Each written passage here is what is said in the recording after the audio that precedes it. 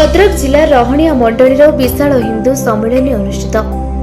आज भद्रक जिला भंडारी पोखरी ब्लॉक रहणिया मंडलीर मां पद्मलोचनी प्रांगण में पुरुषोत्तमपुर ठारे एक विशाल हिंदू सम्मेलन अनुष्ठित हो जायछि।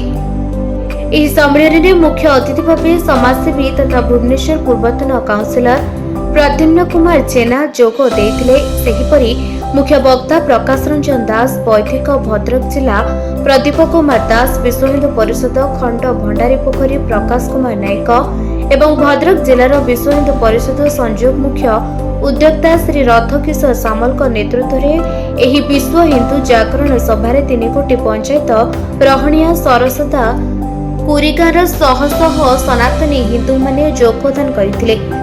कलश पूजा महायज्ञ गोपूजनर आयोजन मध्य करा जायतिला। मंडलर जो विश्व हिंदू समाजर माने गठन पाई विश्व को बार्ता देवा पाई जो संघर 100 वर्ष पूर्ति उपलक्षे आमर ये जो भाई माने रथकिशोर सामल ता सहित तांकर जो सहयोगी माने एठी जो कार्य कमिटी कले आमर प्रथम दायित्व है जे आम हिंदू समाज केमिति एकजुट होबा, हिंदू धर्म को बढ़ेबा, आम भीतर एकता रखा, मानविकता देखा, लोकों को मनीष तैयारी करवा, भल मनीषटे तैयारी करवा, देश को आगेवा। आमे आगेले धीरे धीरे आमे लोकों को आगेले धीरे धीरे देश भी आगेब। देश आगेले आमे समस्ते समृद्ध हवा, देश भी पृथ्वी रे 1 नंबर हम।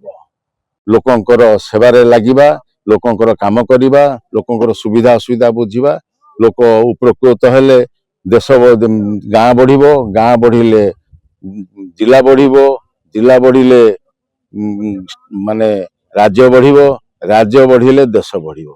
धर्म निरपेक्षता ना रे हिंदुत्व को जो छोटा नेंगड़ा करिवार जो प्रयास चलछि, विभाजित करिवार जो प्रयास चलछि, ताकू हमको रोक लगे पड़ो।